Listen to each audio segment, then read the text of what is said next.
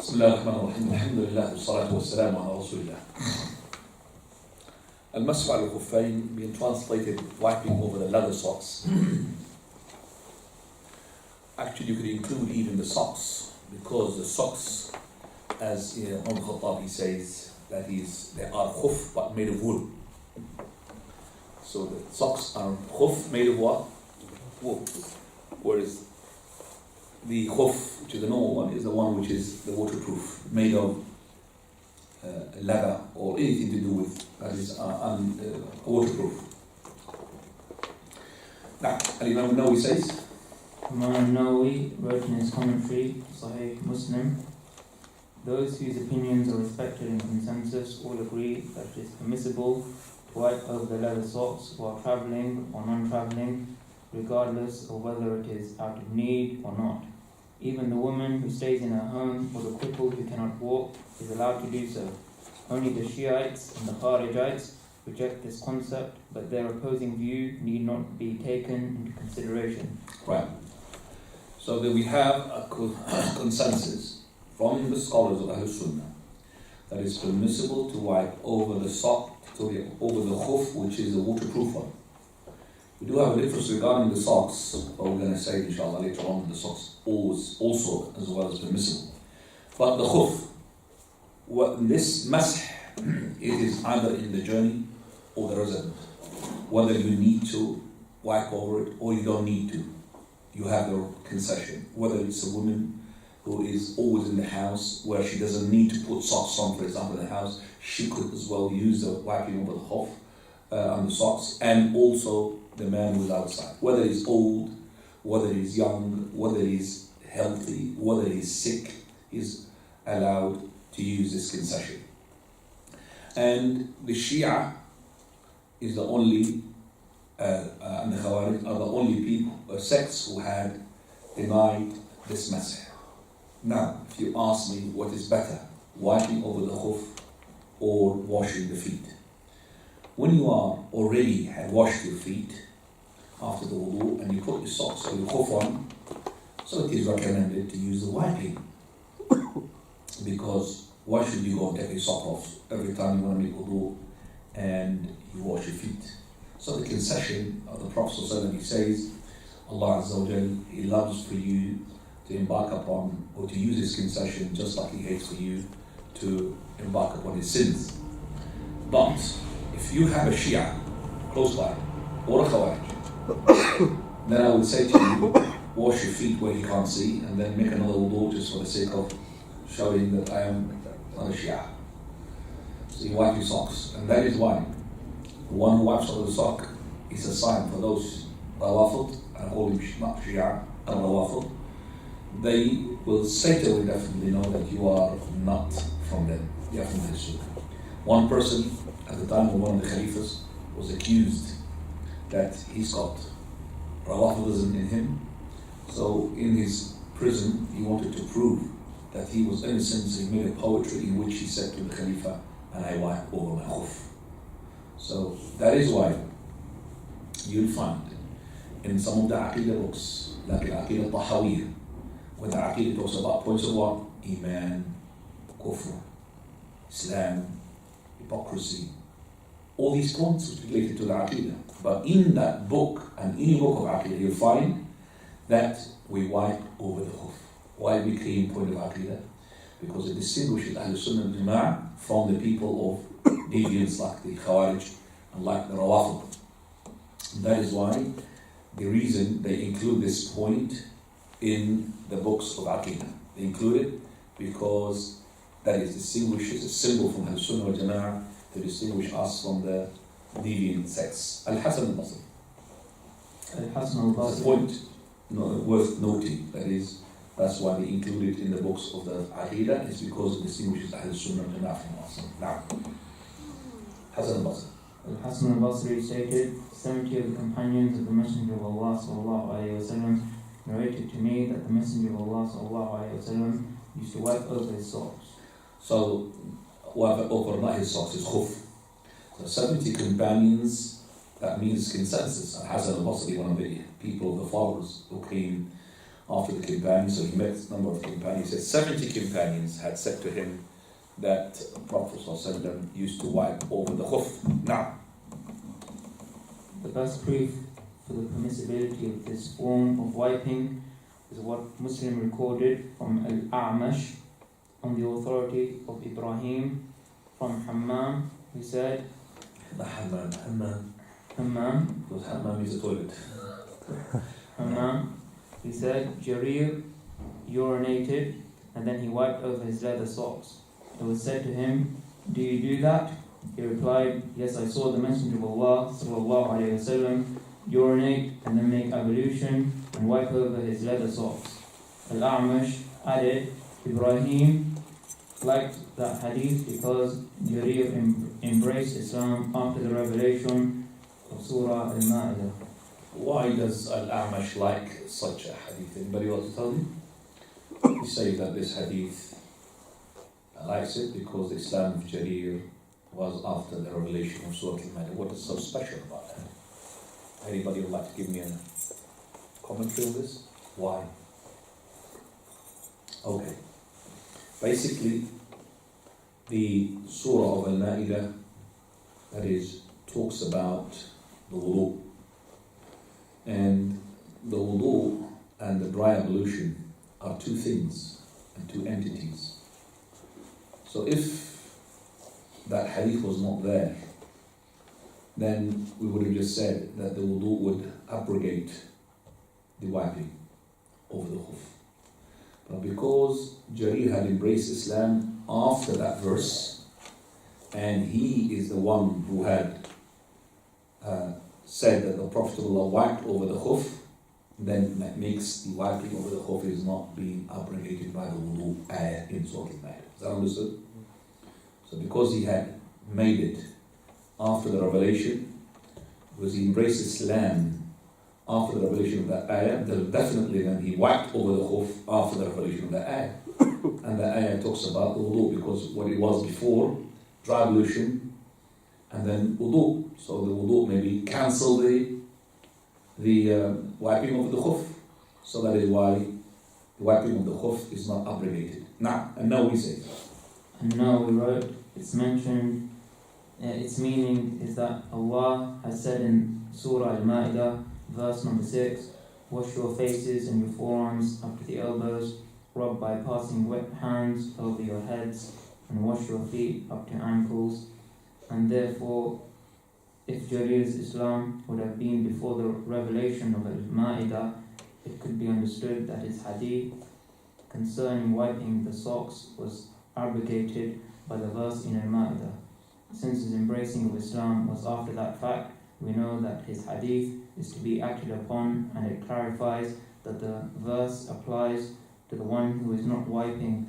Thus the Sunnah here particularizes the verse, and Allah alone knows best. And that tells me none of you had prepared, because I've asked a question and the answer was there. None of you gave me the answer. Now, conditions. The conditions for wiping over leather socks. The permissibility of wiping over socks is conditioned by the fact that one has put on the socks while in a state of purity. That means state of wudu. So your wudu purity, full purity, in order for you to put the khuf on. Al-Mughira ibn Shu'bah, he says. Al-Mughira ibn Shu'bah. It's not Shu'bah, Shu'bah. Shu'bah said, we were with the Prophet sallallahu alaihi Does it say, may wasallam. Allah be pleased with him? No. It says, may Allah be pleased with him. No. Said, Radiallahu anhu, who said, we were with the Prophet sallallahu alaihi wasallam one night while traveling. I poured water for him from a container, and he washed his hands and arms and wiped his head, and then I moved to remove his leather socks, and he said, leave them, for I put them on while the feet were in a state of purity. he says, leave both of them, because here in Arabic, da'huma, two.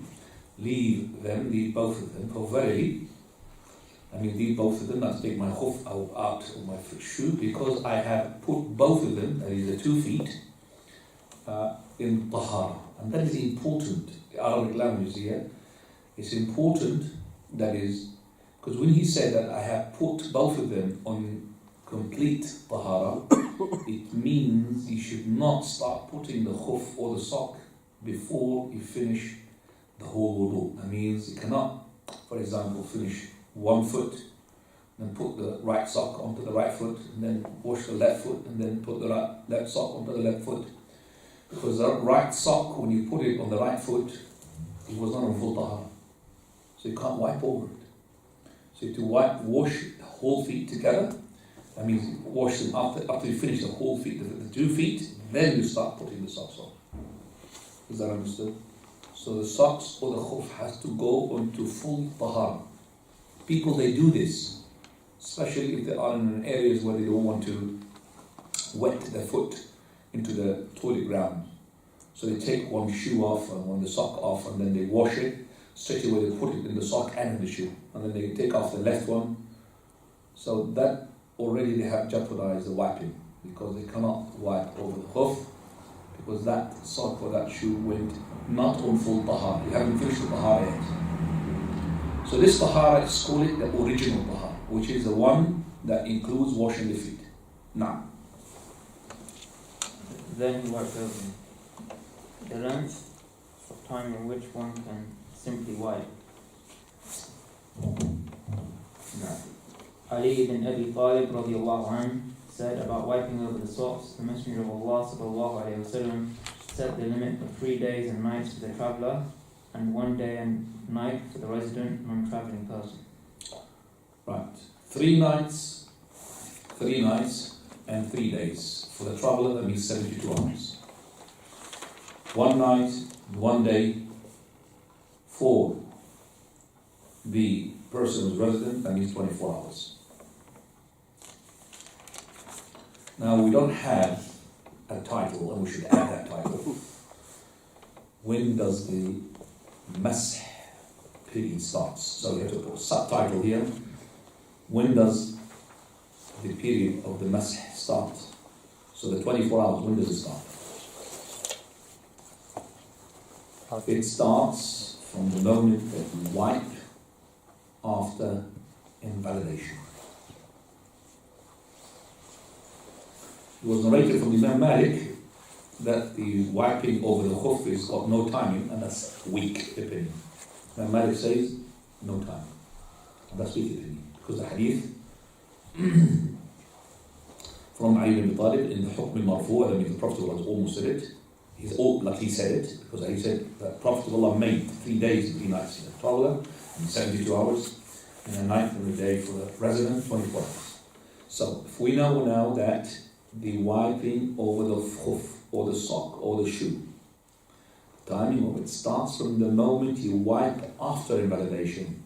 So it does not start from the time that you put your socks on.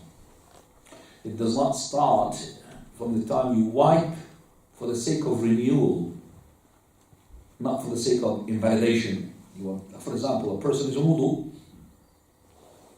and he wanted to renew the wudu for the sake of a new prayer, but he did not invalidate. He wiped. That wiping does not count. The wiping that counts after you invalidate. Do you understand what I'm saying? Mm-hmm. So it does not start from the moment that you put your sock on. It does not start from the moment that you wipe after no invalidation. Okay? It only starts when, it even does not start from the time that you invalidate the wudu. It starts from the wiping that follows an invalidation. Then it makes it easy for you to understand that. So in totality, 24 hours. And regardless of how many socks you put on. So let's say you put 5 socks and you wiped over the top one. Then after 24 hours you took the top one, it doesn't give you another 24 hours. Do you understand? Those 5 socks go in 24 hours.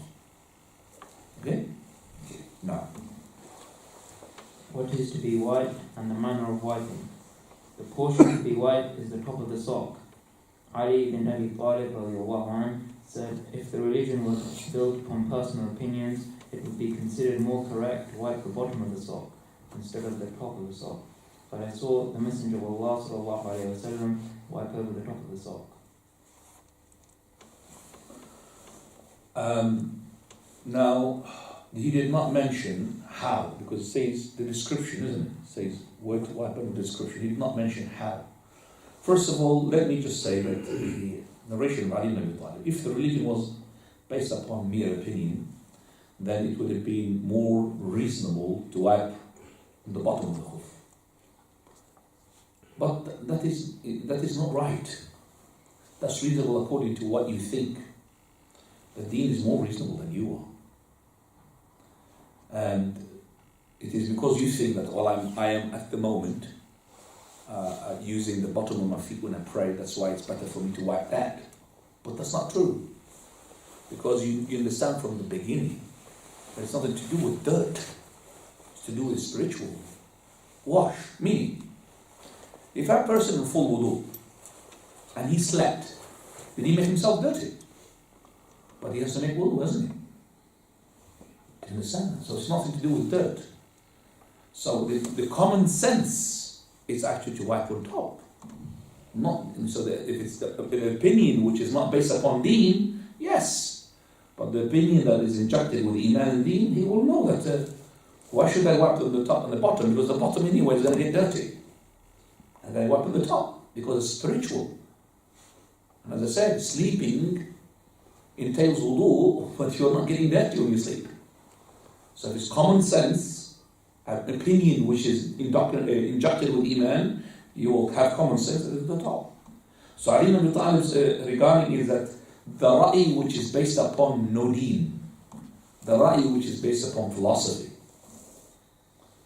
And there is another point from this as well, saying of Ali ibn Abi Talib that the deen is the judge, and the knowledge and the intellect is to be a witness. And as Imam Ibn Taymiyyah, he says the judge has the right to expel the witness whenever he wants. Do you get that principle? The deen is the judge. And the judge has the right to say, I don't want any witnesses. Has he got the right? He has got the right. So the Sharia and the deen has got the law. It's got the judgment. So if that witness of yours, which is your intellect, he says to you, I don't want that intellect. And that is why in the Sharia there are two things. That is something which is ma'qul al-ma'na, that is you could understand it and you understand obviously the wisdom behind it. And there's others which called mere ibadah. They are ma'qul al-ma'na. What is the reason of dhuhr, 4 rak'ah, asr, 3 maghrib, and 2 fajr? No reason. It's called something mere ibadah. Ibadah khalisa. And when we talk about the hijab of the woman, that's something that you could understand. To cover her beauties. To cover her beauties. That's why the hijab is. So you understand that. So it's very important always when you answer the question to understand that being asked, is it ma'qul al-ma'na, that they could really measure upon it, or is mere ibadah? So it's mere ibadah, I have no right to discuss anything about it. It's mere ibadah. So mere ibadah, like if you sleep, you have to make wudu. That's mere ibadah. I have no way, why when I sleep, and I could have, for example, 24-hour CCTV camera on top of me, and the most sensitive microphone, and through that I could see myself, I did not pass wind, yet I have to make wudu. Because it's mere ibadah. It's nothing to do like with the punishment of the grave. It's mere ibadah. I can't really ask how can it be the punishment of the grave. Even if I put Bluetooth and a camera, I'm going to find anything. I believe in it. Like, how do I wipe? You wipe with the two hands or with one of them, whether it is simultaneously, same time, or one after the other. So you could wipe with the right on both top portion of the feet, wipe with the left. Or you could put the right to the right and the left to the left. Or you could put them right to the left, you could put them together like this, or one after the other. It doesn't matter. So there's no specific way of wiping over your sock or over your khuf. And other issue which has not been mentioned, it is not a condition that you should fulfill the whole top of your feet. So when you wipe, don't bother about, did I touch that inch which is in the front of the toe? Don't be fussy like that. You end up with whispering. Then you end up washing if you're not, wiping it. You will end up washing it because you're scared. Did I touch it? Did I touch that? Wiping it does not necessarily mean that you have to wipe exactly all whatever is on top. So you just pass your hand on top of the feet, don't worry about it. That's it. Simple as that. So when I do like this. Listen. See, look, that's colors. And I know myself that there is a toe did not touch it here, the toe did not touch it here. So then manage. Because if you're going to be making sure that the whole thing, you're going to be doing it with two hands now, like that. Which is not right. That's what the people I've seen them do like that. With both hands on one foot. And that is not from the Sunnah. So two hands on one foot, that's from the waswasa. Because you want to wash not just the top as well as the sides. So when you wipe, like exactly the same thing with wiping the head.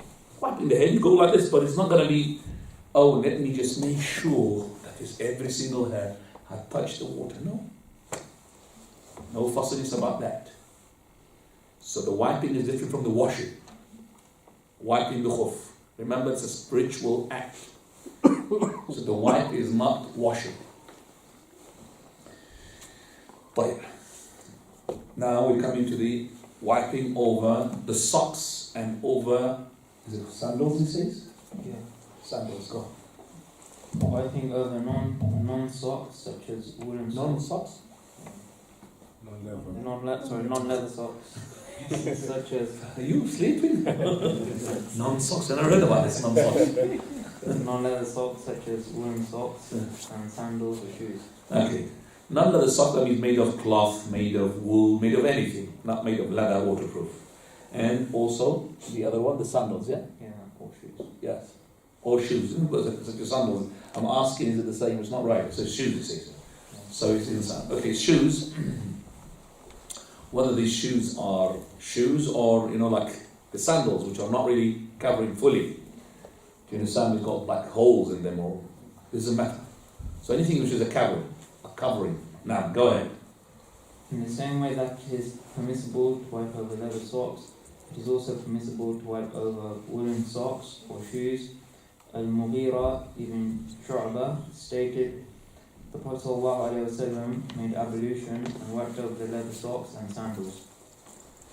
Ubayd ibn Jurayj said, it was said to Ibn Umar radiallahu anhu, we have seen you do something that we have not seen anyone other than you do. He asked, what is that? They said, we have seen you wear these tan sandals. He replied, I saw the Messenger of Allah. Is it tan sandals? Yeah. Not really. The sandals is called a satiyah or sittiyah.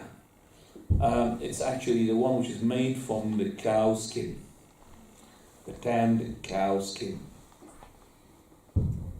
Okay? So does it say cow skin? It says tanned. Cow. I say cow. That's the tanned cow, yeah. Yeah, cow. It's not from the... So the tanned cow skin, and which is the hair of it is being removed and tanned. Okay? Now. He replied, I saw the Messenger of Allah sallallahu alayhi wa sallam wear them and make ablution with them on and wipe over them. We have two hadiths from the Prophet sallallahu alayhi wa sallam, both of them from the Messenger sallallahu alayhi wa sallam, that he made mash himself onto the jawrab, the non-leathered socks. One of them is from Al-Mughira and the other one from Abu Musa al-Ash'ari. Write that down. From Al-Mughira and the other one from Abu Musa al-Ash'ari. So we have also athar from the companions up to 13. Up to 13 companions had narrated the mash over the jawrab. Because it's important to understand, the ahnaf, they don't really allow you to wipe over the socks. They have to be khuf, leather socks.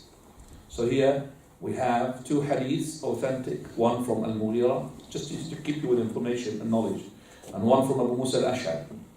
And there are 13 companions with authentic chain that they have narrated his this, which is narration, which is that is used to wipe. They used to wipe themselves onto the socks. And Umar Khattabi said, "Very, the socks is khuf made of wool. Khuf made of wool." Read Ibn al-Qayyim in Tahdhib al-Sunan. Also, Al-Masih ala al-Jawrabayn, the Shaykh al-Albani rahmatullah, in that book of his, and also Shaykh al-Halabi Ahkam al-Shita, he mentions that. Now we come what invalidates the Masih. What invalidates the wiping? The wiping is invalidated by one of three things. Number one, the time period has come to an end. This is because it is known that there is a time limit and it is not permissible to exceed the determined amount. So for the traveller, 72 hours, and for the resident, 24 hours. So the last wipe, you could do it at the end of the 24 hours. So if you started making wiping after invalidation, let's say, now, and the time now is 8:15. So if you are a resident, you've got until the last wipe, you could do it 8:15 tomorrow. And then after that, it doesn't matter how many prayers you can do with that last masih. If you could be staying awake for another 2 days, no problem. I could hold your wudu for 2 days, no problem. It's just the last wipe will be after 20 hours. For the traveller, 3 days. 3 days, 72 hours.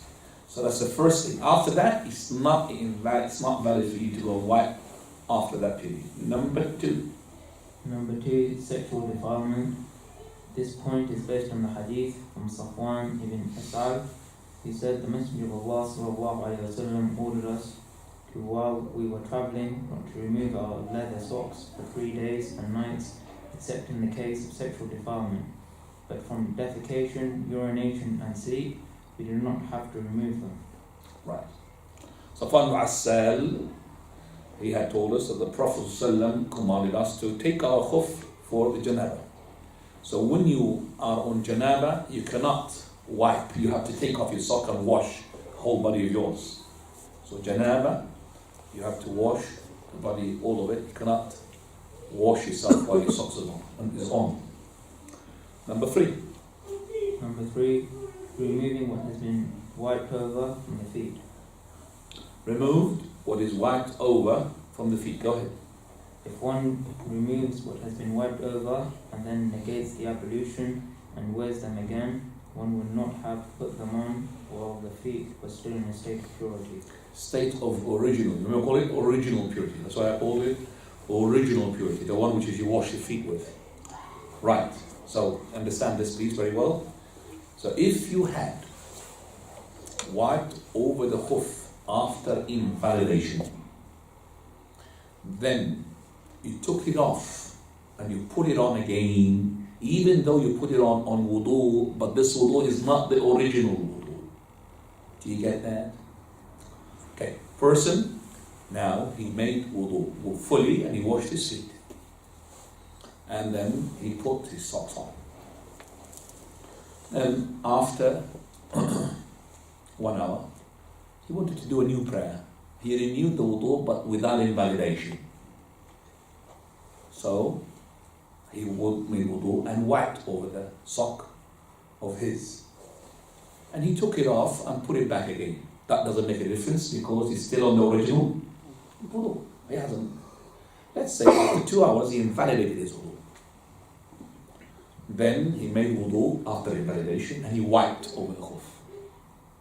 See, when he wiped over the khuf, he's in wudu now.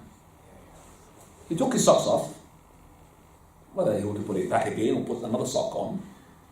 Now that sock, when he put it, even he put it on wudu, but it's not the original wudu because he invalidated the original wudu and he wiped. Do you understand that? So if you put that sock, he cannot wipe onto that sock. So if he took it off and put it back again or put a different sock, he cannot wipe over it because he did not put it on the original wudu, original tahara. If you get this point, if he clicks, he'll understand everything. If it doesn't click, it's a problem. So if I give a questions, if you can understand that, then you'll have no problem whatsoever. So I've got it's a person who's cold, whether it's cold or not, he's got 2 socks on. He's got what? 2 socks on. So what he made full wudu, washed his feet, he put the first sock, okay, and then after 1 hour, he renewed the wudu but without invalidation. He wiped over that sock and he put the second sock on top of it. Do you understand what I'm saying? Can he wipe on top of the second sock or not? Yes. Yes, because it's still on the original wudu. Now, after some times, he invalidated his wudu. And he made wudu and he wiped on top of that top sock. After some time, he took the top one off and he replaced it by a new one. He wanted to make wudu. Can he wipe on top of that one? No. Okay. Can he wipe on the top of that one which is underneath it? Yes. Yes, because still on the original wudu. Are you following me? You're not following me? Okay. So you could apply that to the shoe and the sock. So if you have now put your, after wudu and you wash your feet, you put your sock and you put your shoes on. Now, you went inside the masjid, you took your shoe off and you prayed, went out. Can you wipe over the top of the shoe? Yes, because still on the original wudu. I haven't invalidated my wudu yet. But if I invalidate my wudu now and I wiped on top of my shoe, then I entered the masjid, took the shoe off, went out of the masjid, I put it on, I can't wipe over the shoe. I will wipe over the what? Sock. But not the shoe. It's not, even if I put it in wudu, but it's not the original wudu. You understand that point? You relax. Lots of headache then. Having lots of it, you don't know. That point is very critical and very, very delicate as well. So if, for example, now I have put my shoe and I put my socks and I put my shoes on and I invalidated my wudu and I wiped over the shoe and then I took the shoe off and then put the shoe up again. I can't wipe over the shoe, but I can wipe over the sock. Is that understood? Yes? And if I invalidated my wudu and I wiped over the sock and I put my shoe on, I can't wipe over the shoe because the shoe is not on the original wudu. Is that understood? So you can ask me now whatever you want. You could create question if you like after this. Alright? Let's just understand the last note, the fa'idah, and that is?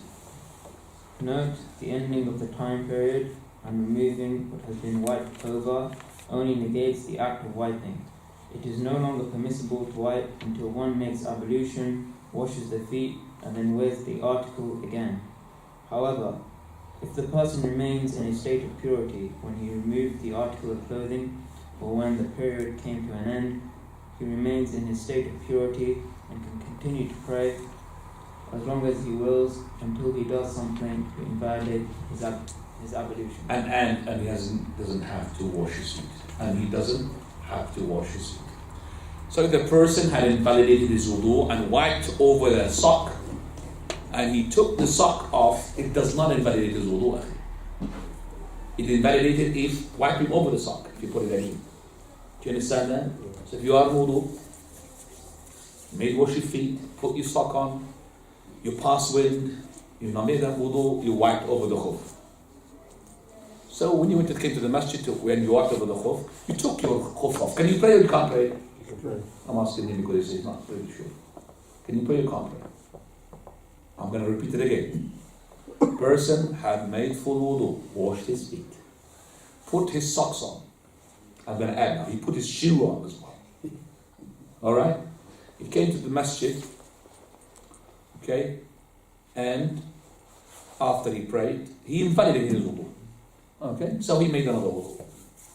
And he wiped over the shoe, and over the shoe, which is over the sock. Yes? Okay. He wanted to do the prayer in the masjid.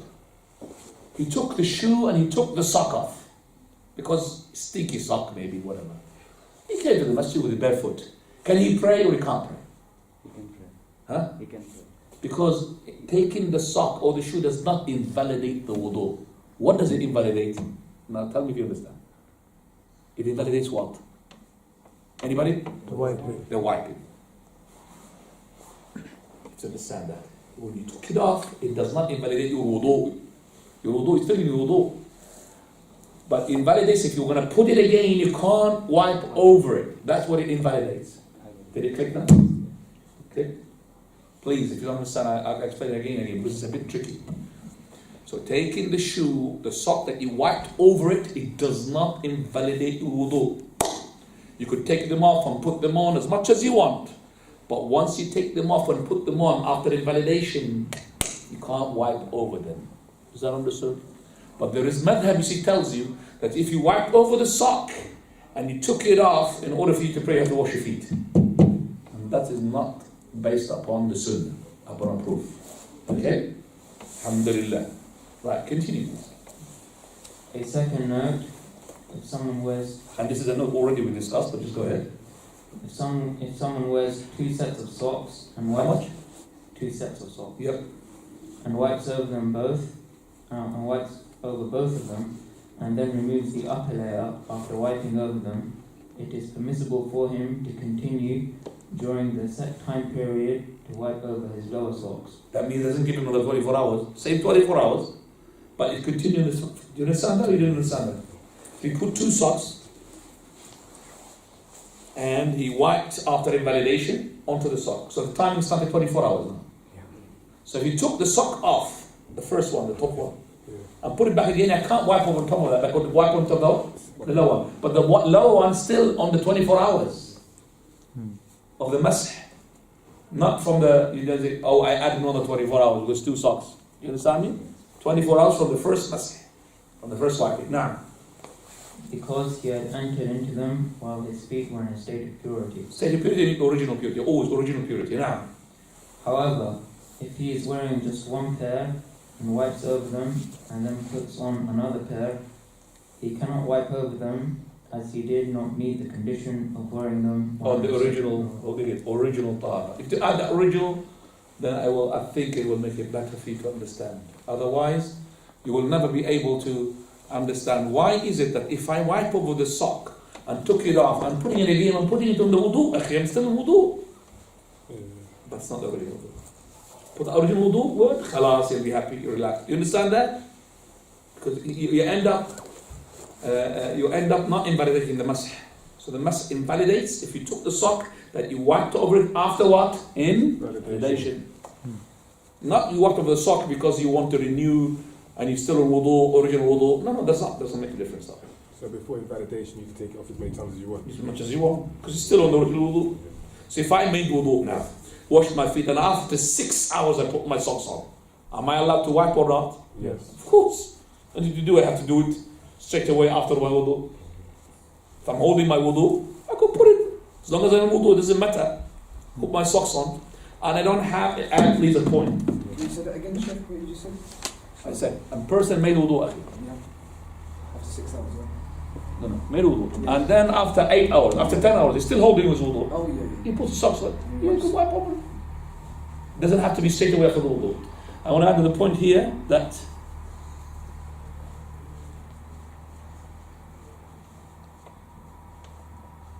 and this is an important point, just came now. The masih has got no niyyah. Meaning when I put the socks on, I don't have to have the intention to wipe over it. It's like when you put your clothes on. So you don't have the intention, I have to pray in them. Do you understand that? So I didn't make intention to make wudu, masih on. No, there's no intention. Alright? So when you put your clothes on, you say, I intend to pray 5 daily prayers with them. No. You just put, that's going to be headache. So no intention for, okay? No. Wiping also, that's a very important point. Okay, get inshallah.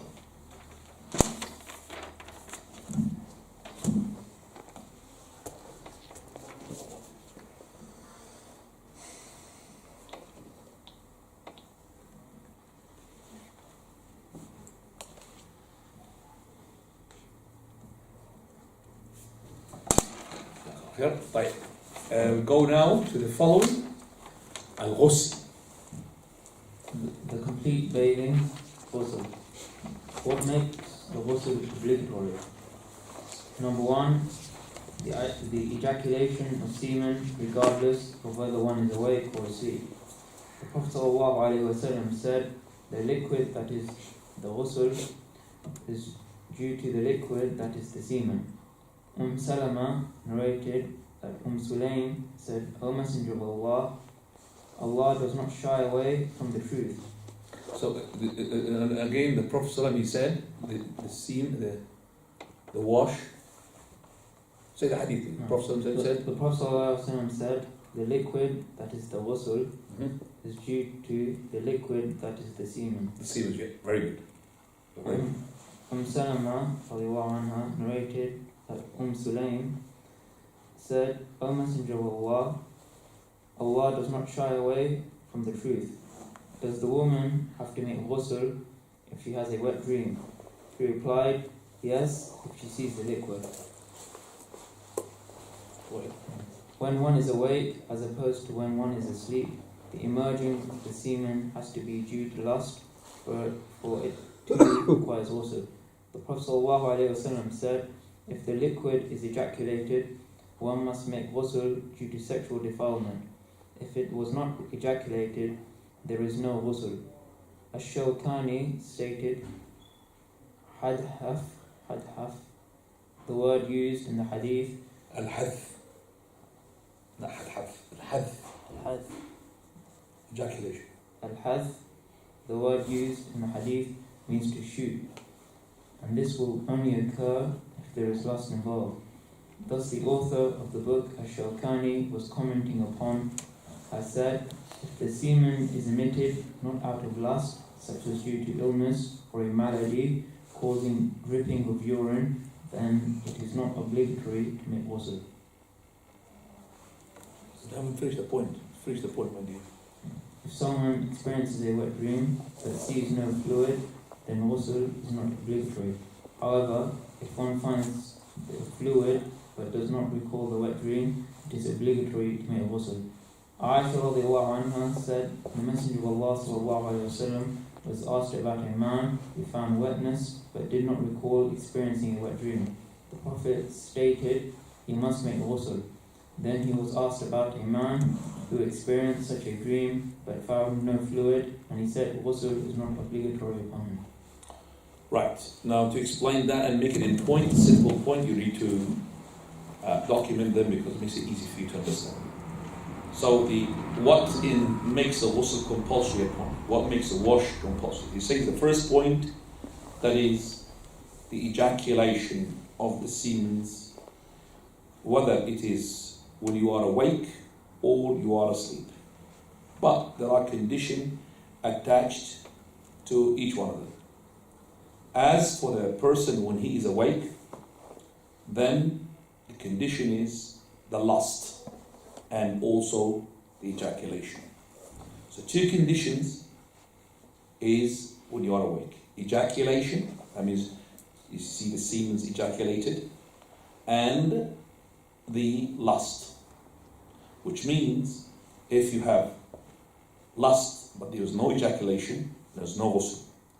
Which means if you had ejaculation but there's no lust because you're cold or because you are ill, so you had semen coming out because you are ill, then there is no ghusl. Do you understand that? So it has to be two conditions. Condition number one, lust. Condition number two, ejaculation.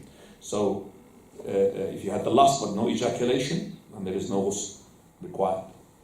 As for the sleep, it is only the ejaculation. So that means you see the semen ejaculated, regardless whether there was lust or not. Now we're going to talk about the cases regarding the person when he's asleep. If the person had a wet dream, and then he woke up and he found the semen, then he must have a ghusl. That's case number one. And I'll repeat it again so you can document it. Case number one, person who had a wet dream and he found the semen. That means he knows it's semen. It is the sperm. Then he must have ghusl. Second case, person, he had a wet dream. That means he had a dream. Well, he had a dream. In that dream, it's like a sexual dream. Yet he woke up and he did not find any semen, even though he felt the lust and he felt that whatever, but he had no semen, then there is no wash. Case number three. A person, he does not recall a dream. He does not recall a dream. but he woke up and he found semen, which is sure, he is sure it's sperm, then there is a ghusl upon him. I repeat the case. Person, he does not recall a dream, but he found sperm, and he's 100% is sperm, then he has to make the ghusl. Case number 4. Person, he does not recall having a dream, and he does not have any semens, definitely he will have no ghusl. No dream, no semens, no ghusl. Case number 5. A person, he did not have a dream, and he found some wet, some wetness. It's wet, but he's not sure is it semens or not. No ghusl. Again, person does not recall a dream. Found his pants wet, but he doesn't know. He's not sure if it's semens or not. The semens, the thick, that means it goes to dry as well and smells like the dough. Then there's no ghusl. But a person, that's case number 6, the last one, he had a dream and he recalls it, and then he found himself wet, but he's not sure if it is semens. We say min ghusl, because there was a dream and you're wet and you're not sure. I'm sure you're not going to remember those cases, no way, because you're not writing, and 100% you're not going to be remembering those. I forgot my book. So the person does not write notes, believe me, he's going to get lost. He's going to lose a lot. When I'm giving you something that has been years of studies here, I'm not just giving you something that is in a book. But I used to have good sighting. My eyes are really, I can't read my writings, just little ones. But after this, If you had a dream, you found yourself wet. He's not sure, he has to because of... so what do you want me to ask? I'll ask, if you want to ask me any question, ask me. I'll repeat whatever you want me to repeat. I haven't finished it. Oh, sorry.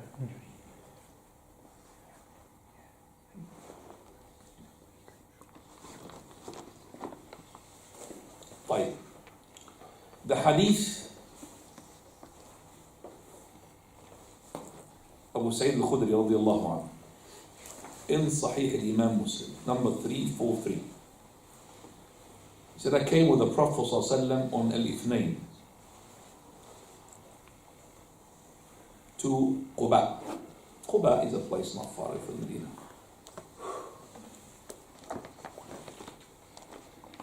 In there, he was in the tribe of Banu Salim.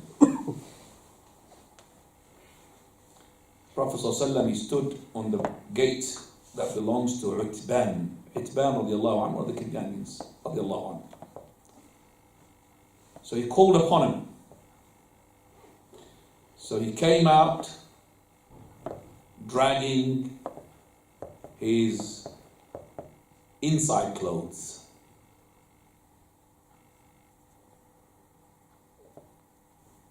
So some of us said to another, maybe that we have got you fast. It looks like he was doing what the person does with his wife. So we have made you hasten the process, basically. Came out quickly. And that's when Itbad ibn Malik, he asked the Prophet ﷺ about the issue of being on janaba. So the Prophet of Allah, he said, Al-ma'u min al-ma'. Water is the wash from the mani.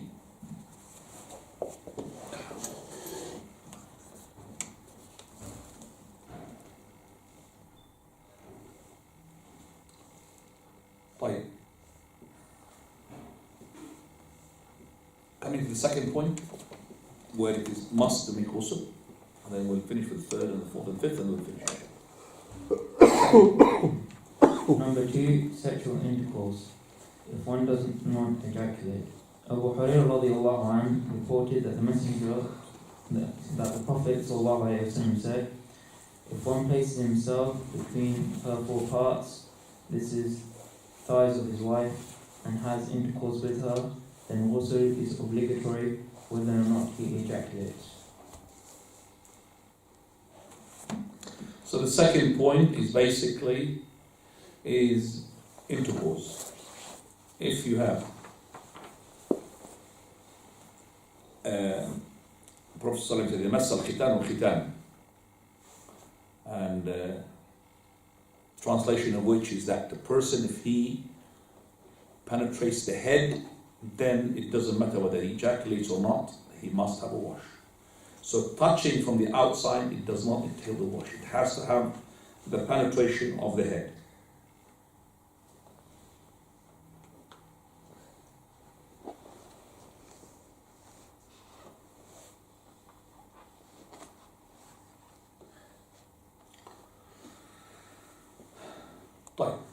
Third one. Number 3, a non-Muslim embracing Islam. Qais ibn Asim stated that when he embraced Islam, the Prophet ﷺ ordered him to make ghusl with water and lotus leaves. So the person could have the ghusl before he says the shahada, or he could have the ghusl after he says the shahada. Okay, so we find, for example, a number of companions like Thumam ibn Uthal, he had a wash, then he entered Islam, said the shahada. The mother of Hurairah, she had a wash and then she had the shahada. So Qais ibn Asim, he had embraced Islam, but he didn't know that he should have a wash. The Prophet told him to what? That wash is a spiritual wash again. So the Kafir could not say, well, why should I have a wash? I'm clean, I just had a wash before. No, this wash is a spiritual one. Because you are entering deen, purity of deen, sign of purity. Number 4, sorry, take it down, right? Number 4, when the menses and postpartum bleeding come to an end. Aisha radiallahu anha. Post what? Postpartum. Partum. And postnatal, yeah? Yeah. Cool.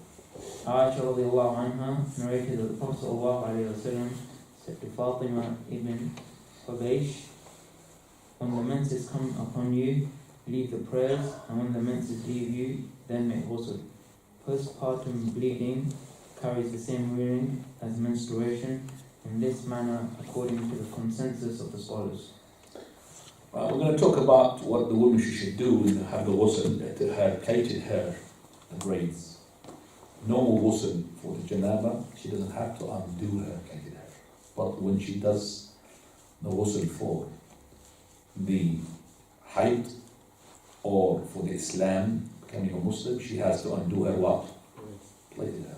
So if she wants to make ghusl for the Jumu'ah or to ghusl for the Janaba, she doesn't have to do it. Allah gave her the concession because she would have really been, if she had to make the ghusl like this, she would have maybe even that would cause an obstacle for her to be comfortable to make an intercourse with her husband. Because she's going to have a wash again, I'm going to undo my hair again. So she would really give some sort of harassment to her husband. But she's not required to wash, to undo her plaited hair, only once a month when she has a period. Or when she stops the postnatal blood. Now. Number 5, on Fridays. Abu Sa'id al-Khudri narrated that the Prophet ﷺ said, ghusl on the day of Friday is obligatory on every post-puberty person.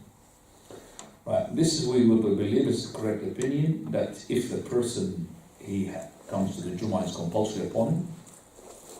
And it's not compulsory, but if he comes to the Jumu'ah, he has to make a wash. So the woman, it's not compulsory upon them. If they come to the Jumu'ah, they have to have a wash. Also the Jumu'ah. The children, they're not obligated. So we say the adults, if you come to the Jumu'ah, so if you are an adult and you are a traveler, Jumu'ah is not compulsory upon you. But if you come to the Jumu'ah, you make also. Now, this is the 5th one. That was the 5th one. And we add the 6th, the death. So when somebody dies, we have to give them what? A wash. So the death also requires a ghusl.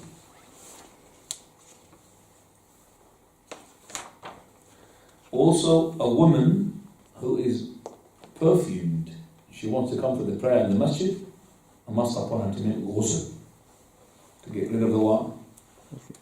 The perfume. Whatever he said to a woman, she came to the masjid and she had perfumed herself. Where are you heading, woman? She said to the masjid, she said, Allah? He said, are you sure? By Allah? You go to the masjid? And he can't believe it. He said, by Allah? 3 times he asked. He said, by Allah? He said, well, the Prophet of Allah said, my friend, my Khalil, he said to me, my Prophet that any woman, she perfumes herself and she wants to come to the masjid, then let her wash the wash of the janaba.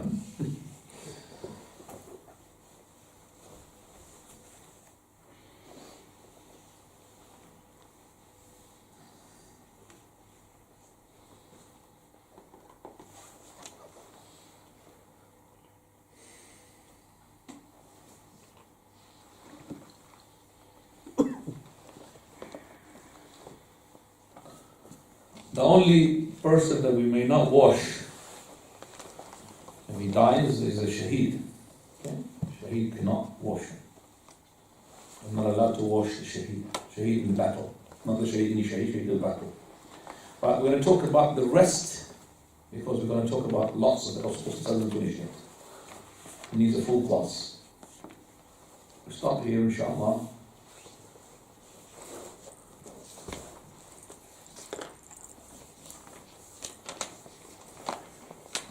So, person woke up, he recalls a dream. It's a dream. So he recalls a dream which brings his lust. And he found that he has sweat, but he can't be sure whether it's semen or not. Does he have a ghusl or not? According to what you said. Yeah, that's possible. He should have ghusl. Carry. A person, he recalls a dream, and he goes into the dream and he even felt that he ejaculated. Then he woke up, he looked into his pants, there's nothing there. Does he have a wash? No wash. Because we have to go on the facts. But now you have time to ask the questions.